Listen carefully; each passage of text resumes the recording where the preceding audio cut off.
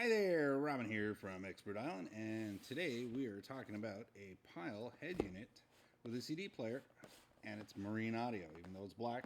This unit does come in white, I just don't happen to have it today. Now, if you got a boat, and you still got CDs, and you need a new head unit, this is one of the ones you're going to want to look at. Now, this unit here is basically the CD version of their bestseller, the PLMRB29B. Have a look on Amazon or our website. You'll see this is the bestseller in white and black.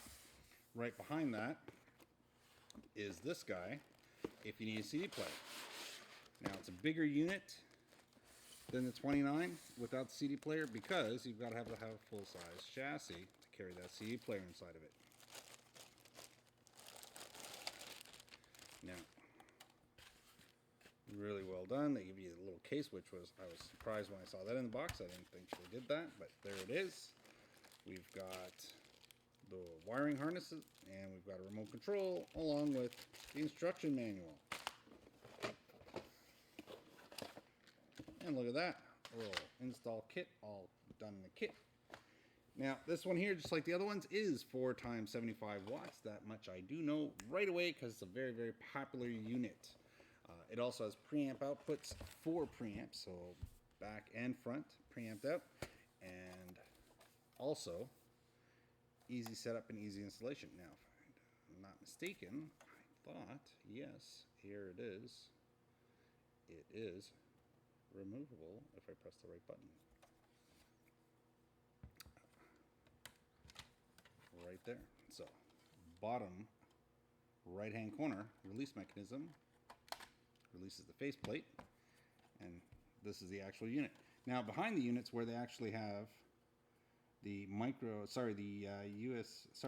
one more time, the SD card slot is actually located right back here. So this way, if you do have all your songs and you put them on an SD card, you can take 1,000 songs, click it right in place, and you never have to worry about it being taking up the front side of it. It's got a release mechanism to get the cage off. You can also snap this. This guy pops right off. You need to take that off for part of your installation. But if we release the side pins here, we're going to get the gate off of it. Now, the gate is what you actually install.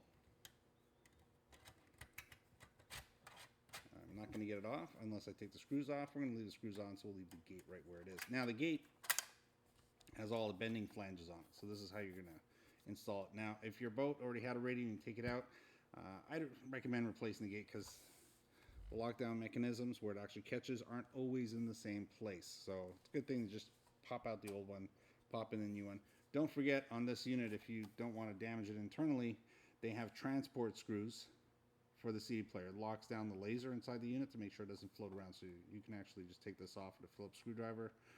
Sometimes the screws are just finger loose, but in this case, we need a screwdriver for that one. On the back side, we've got a lot of Rca Jack connections to it. So our first one's on our auxiliary input jack. So right here, the first set, we've got a left and right for our auxiliary. So if we still want to have an auxiliary plug on the front of the boat, we can do that through here. Just get one of those accessories. It'll let you drill a tiny hole and get that in there. Then we've got our preamp outputs, or left and right, for our front and rear setups. They give us a nice wiring diagram on top so we can make sure that we're following the color code. Again, the color codes on this unit is the same as all other PYLE color codes, which is pretty much the same as industry standard. I put that under here. So in the bag, just to prove industry standard, we're going to look at the 2 harnesses that come included. Now again, this one has the double set, which is the power harness and the speaker harness. So again, green, white, gray, and purple to represent our left and right front and our left and right rear, all here. And then we've got our power cables. And if you haven't watched one of our marine audio videos before, we've got the yellow, which is a thicker wire, and that's the constant power. Then we've got the blue remote wire. We've got the accessory wire in red, and we've got the black wire. If you have a key that lets you turn on and off your boat, that's where you want to plug this in, so it gets power from there. And this one wants to always be live. So this needs to get wired up in a way that if you take your key out of the boat, this one always has power. You know you've done a good job if the actual clock and memory stay on the unit. That means you've got constant power here, straight from the battery. So again, key out of the boat, still gets power. The red one, you know you did a good job that when you turn the radio off, when you turn the key off or disengage the power on the boat, the display should go off, and then when you turn it back on, the display should come back on, and your presets should still be there, and your clock should be at the right time. So that's how you hook up these. Now, if you don't have that option, you're going to want to take these two wires and put them together. The blue wire, when they say remote wire, originally for just, back in the 70s, antennas that went up and down. Now mostly used for amplifiers. So this is what's going to actually turn on. So when you actually turn the key, and that tells the radio that, hey, the key's in the boat, we're ready to use the radio. This will send a signal to the amplifier, turning it on. So this way it can get turned on and off when it needs to. Make sure you get a good ground off of it, and that's why the black wire. So that covers us on the harnesses. Now the remote control is IR. So that means line of sight. It means you got to be able to point it at the actual radio to make it work. And you'll be able to get the basic functions, the volume up and down.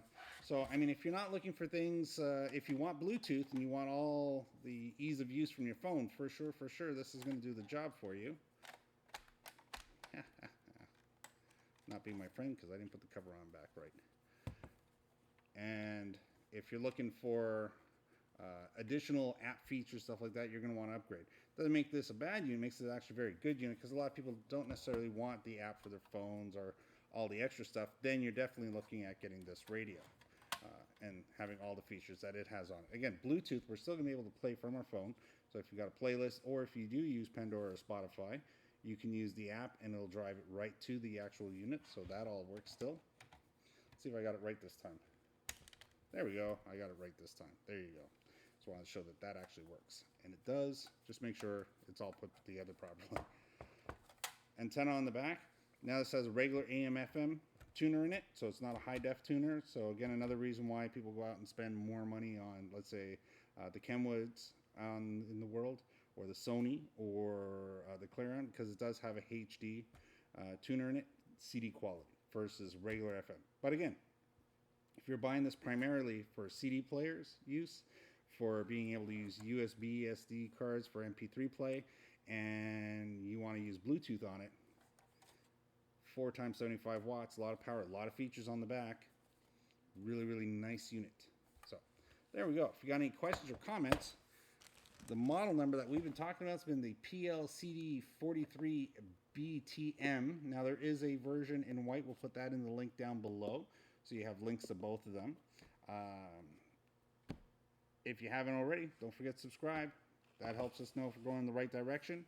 And again, my name's Robin. Thank you very much.